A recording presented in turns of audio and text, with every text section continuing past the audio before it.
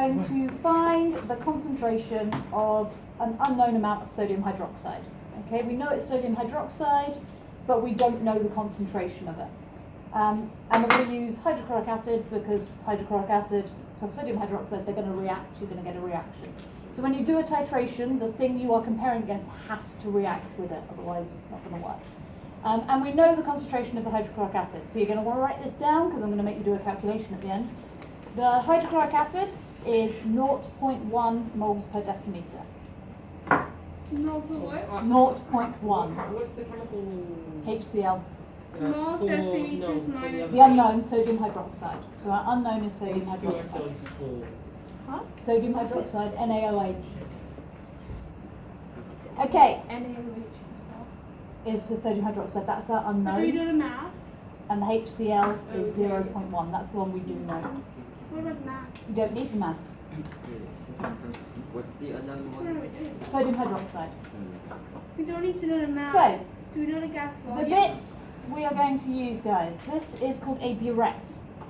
Okay? What's the burette? It is designed to measure very accurately. It measures to half a mil. Okay, so half a mil very accurately, and then incredibly accurately down to 0.1 of a mil. And you can tell if it's between 0.1 of a mil as well. Make a big note of this. Burette readings go to 2 decimal points. Always. Even if both of the decimal points are 0, you write them both in. So if it is exactly 1 centimeter cubed, you write 1.00. Okay, because you can measure to 2 decimal points with it. So your burette goes into a burette clamp like this. And simple, check it's reasonably straight. And before we go any further, tap like this, open. Pour liquid in, liquid come out bottom next. So the tap has to be like that, okay guys? You laugh, I can't wait until Tuesday when you all do it and there are puddles of liquid everywhere because none of you have checked the tap. So when it's like that, it's closed. When it's in line with the tube, the hole is running through and the liquid will come out the bottom. So burette, B-U-R-E-T-T-E. Burette. Wait, how? So wrong. How do you That's spell why I it? spelled it. B-U-R-E-T-T-E. That's what the burette. You spelled it burette. Yeah. This bit, guys, is for measuring our known chemical. This is actually a pipette. Those Wow. little plastic things are not pipettes. This is a real pipette. This is what a pipette actually looks like. This is the most expensive piece of glassware you will use. It's more than a gas syringe. Don't break it. How much does it cost? What? This is about 200 Sing for this one. Don't break it. Definitely don't put it on the table because it will roll off the table. That's why there are 2 sides to these. Guess where this one lives? In the other side. In the other side. These are designed to measure to 0.01 of a milliliter, but it can only measure 25 centimeters cubed. Okay, so this can measure a range of volumes. This is only designed for 25 centimeters cubed. And it's quite hard for you guys to see, but there's actually a line engraved in the glass.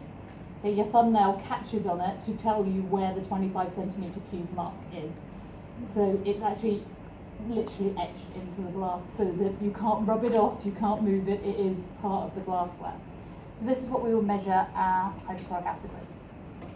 Okay, so first thing we do is fill our burette. We Tap check closed. that it's closed. We lower it. You don't want to be pouring it up here above your face because, yes, you will pour it into your own face. Not right there. Baby funnel. Aww. And then you can fill it up. And when you fill it, guys, you need to go over the 0 line. Okay, so there needs to be more sodium hydroxide in the bubble than the 0 line. So it needs to be above 0. That's a lot of H. It's about 50 centimeters cubed because that's. Should we put that in the volumes? No, because we don't know how much of this we're going to use yet. And you take the funnel out, okay? Because 1 drop of leftover chemical from this will change the reading on this by about a milliliter, which you don't want. So you have to take this out before you take any readings. The next thing you have to do, guys, is this is designed to read when this is full of liquid, this bottom section. Okay, so there is 50 mils in here when this is full of liquid as well, which is why we filled it over 0 so that we can run some liquid through, because at the moment there's only air in here. Okay, so we have to run through and fill up the bottom of the tap. Don't need a big thing, won't do much. So you get, oh, Ryan, you remember this, right? you grab the broom. It's almost like the expensive piece. At least it wasn't the expensive piece. These cost like a cent. Really? Because of dirt cheap. Let's break some more. No, let's not break some more. And when you want to order like a bunch of things, you just smash them. Oh wait, is that in the video? So, Start this back. run through. Don't edit it out. Oh well. And if you can see there are bubbles trapped in it, guys, you're going to have to flick it to get the bubble to come out. Okay, so can everyone see there is a little Yeah, bubble trapped in there still? Be careful, don't break it. You don't need this to be at 0. Okay, it can be anywhere on this scale for you to read it. So it don't start topping it back up again, because you've gone below 0, you don't need to. Let's see if we can get this bubble out, or if my pipette is too dirty, there it is. Got a really dirty pipette today. Slowly. If I have to run the whole lot through, it's going to be a problem. Bubble. And now you can see why this is so fiddly, guys.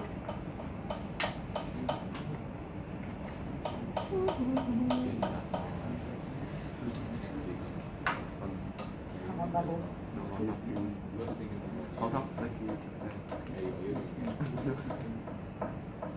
Right, if your bubble is really stubborn, like this one is, surprisingly stubborn, if you get below 25 centimetres cubed, guess what you have to do? Drop it back up again. Otherwise you're going to run out before you finish your experiment. 25 is about where you should be aiming for most experiments. We have a really stubborn bubble today. This is why I hate doing titrations.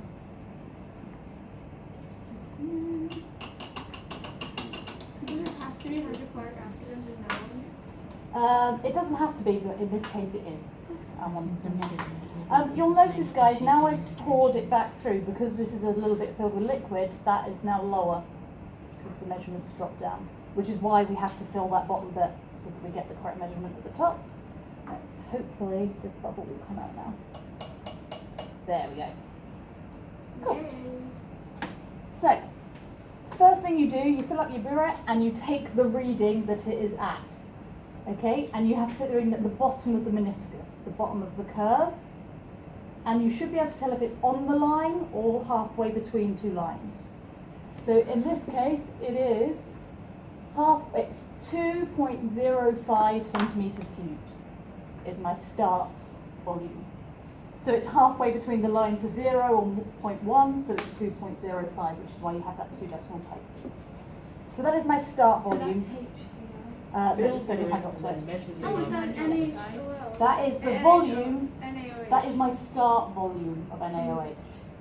But and we don't know. So make a note, it's the start volume of NaOH. 2.05 centimetres cubed. That's our start volume.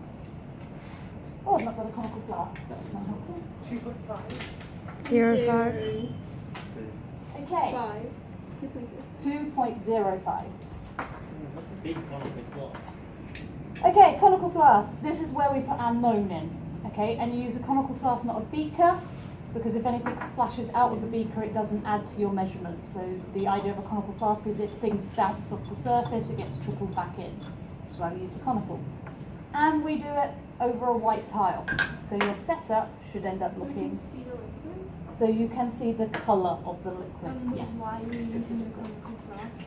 Why is the conical flask? So it doesn't splash. So if there's a splash in a beaker, it can get out of the top of the beaker and you lose the chemical. In this case, it would bounce it back in. So we use the conical so it bounces in. And our conical flask is where we put our hydrochloric acid.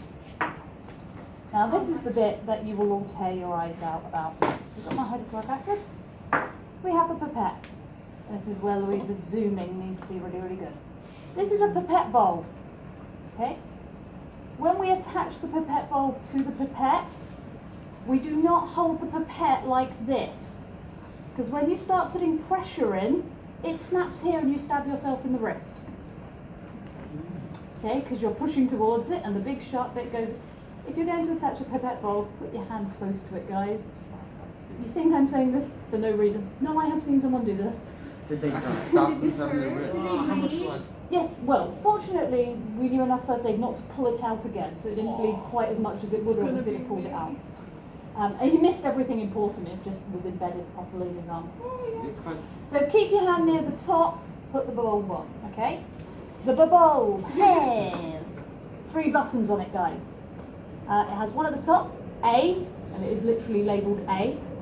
One just under the bulb called S, and one to the side called E.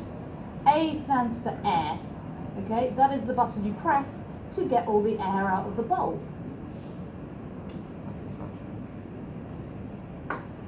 Like that. S is for suck, so you press that one to suck up the liquid. E is for exit, to push the liquid back out. Where's Okay. the S button? S is there. Okay. And then A, S, E. So I've now got rid of the air. It's empty up here. I can put it into my hydrochloric acid.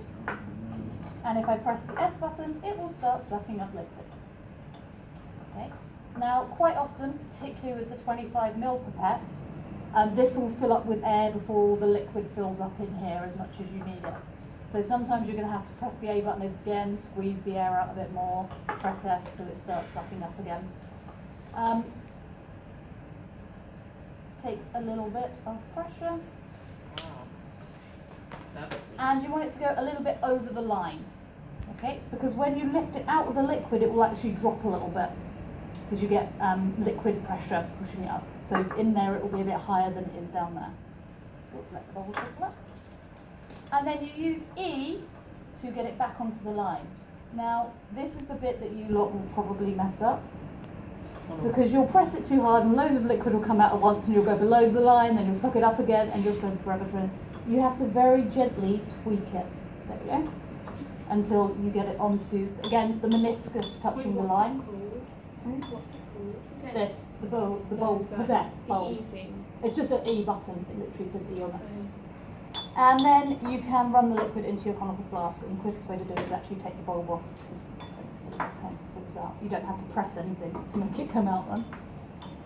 Okay, so my 25 centimetres cubed of hydrochloric acid, and we know it's 0.1 moles per deciliter, so they are our known things.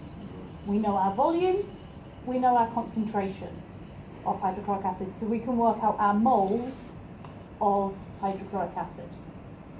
The volume, concentration, times them together. Now bear in mind it's in centimetres, you're going to have to turn it into decimeters, but that's fine.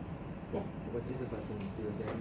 What was the? The button. So A gets rid of the air, Yeah. S sucks up the liquid, E pushes the liquid back out. Okay, let's not put it in the tray, I'll try and pick back up here. Now, the step everyone forgets to do. Okay, I've got my hydrochloric acid, I've got my sodium hydroxide, I can start reacting them. How do I know when they finish reacting, guys? changes It's colour. like no more. Will it change colour? No. Fizzing. No, I Stop. need to put No more effervescence. Indicator. Phenolphthalein. phenolphthalein, a fun one that we all need to learn how to spell. You need to put an indicator in, guys. And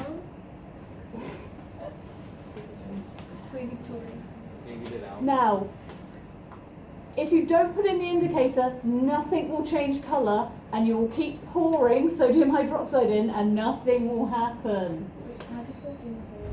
How do you spell phenolphthalein? P-H-E-N-O-L P-H-T-H-A-L-E-N.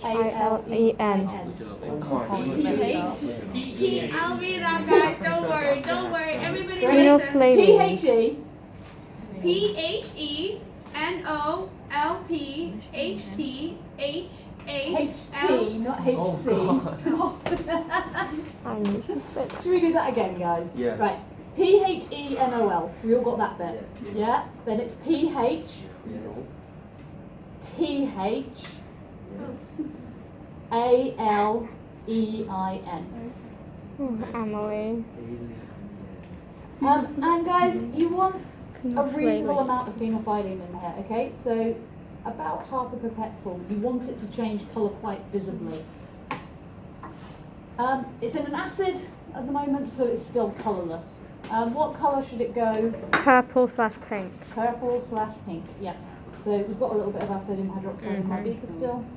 You should get a purpley pink colour like this at the end.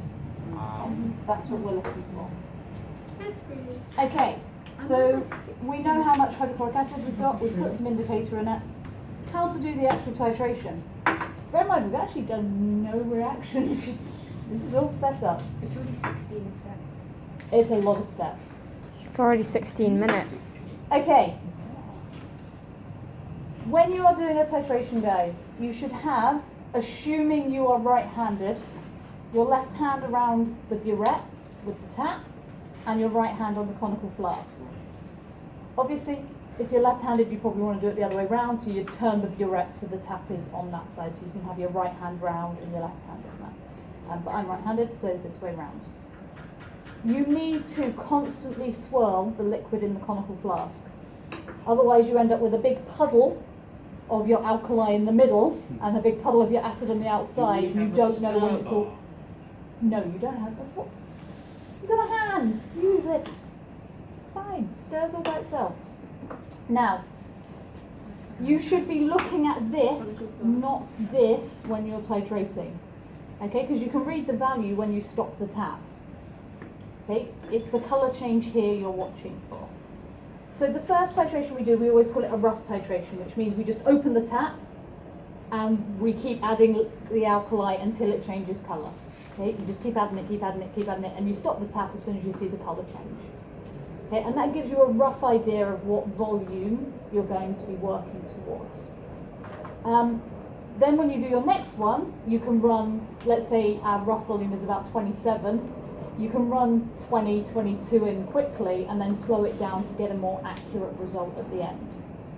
Now you can, if you are very smart, get your burette to add 1 drop at a time, which you lot were rubbish at the other time when you were trying to add indicators, trying to get things to Why do neutralise. you do a rough titration? So you can get it so that it will add 1 drop very slowly. So you can go mega accurate if you want to. Okay? You can have like 5 seconds in between, so you've got tons of time to stop it. Obviously that will take forever. You can get it to add a drop a second roughly, so it just keeps ticking over. Why do you do a rough titration? Because you don't want to be doing this for 30 centimetres cubed. To get a rough number. So you do the rough number, so then you know you can stop 4 or 5 centimetres beforehand and do it slowly from there. Oh, okay. So you do the rough one where you just open it and you start swirling and you watch for it to go pink. Wouldn't you rather swirl with your donut hand? You can, it's just generally because you're going to keep doing this when you do these in industry. I've probably run about 800 to 1,000 of these in my life. You don't want to be doing it with your hand that's not the strongest. Definitely. So you just get into the habit of doing it that way around. Yay! Wait, so you can do Starbucks? You can see the colour Nope. change. It's changing. Right. Is that pink? No. No. Yes, but not. Purple. It's more purple, but it's still Has it changed colour? Yeah. correct. It's good. How much is your skirt? Really? So, that would be my rough titration. The value is 30, exactly, 30.00. For what? So that's my second reading of my sodium hydroxide. It's 30.00. The first one's 2.05. Yeah. So now you can work out how much actual alkali I added. If I started with 2.05, I've got 30. How much have I actually added? 27.95. So the amount of alkali I added, 27.95. Is that the volume of NaOH? So that's the volume of NaOH. And then we can use that to work out the concentration of the NaOH, because we know how many moles of hydrochloric acid we've got, because we had a concentration and a volume. It's a one-to-one reaction, so we can work out how many moles of sodium hydroxide reacted, so we can work out the concentration of the sodium hydroxide. If I was going to do a second titration, so you always discard your first titration, your rough titration, you would not use that for a calculation, because it probably isn't 27.95. It probably changed about a centimetre or so before that, but because it's running through so quickly, it's not a very accurate run. So you do the rough one. Next time I would probably add about 21, 22-ish centimetres cubed quickly, and then I would slow it down to that drop by drop stage so I can stop it when it immediately changes colour. Okay? And that's why we don't use universal indicator, because universal indicator changes as you go along. How do you know when to stop? Everyone reasonably clear, because you've got to do this next week. I don't understand what reading you Hmm? I don't understand what reading you So, it's literally, you're looking at the bottom of the curve. Oh, so first it's here and first it's there. Yeah. I thought the top one was there and the bottom one was No, no. So, yeah, good point. You're reading, 0 is up here, so you read exactly what it says. You don't write, oh, there's 50 centimetres cubed in there. You write the number that the burette says. Definitely. Anyone feeling brave enough to have a go? Yes. I'll do it on camera. Right, Louisa, you can switch off the camera, madam.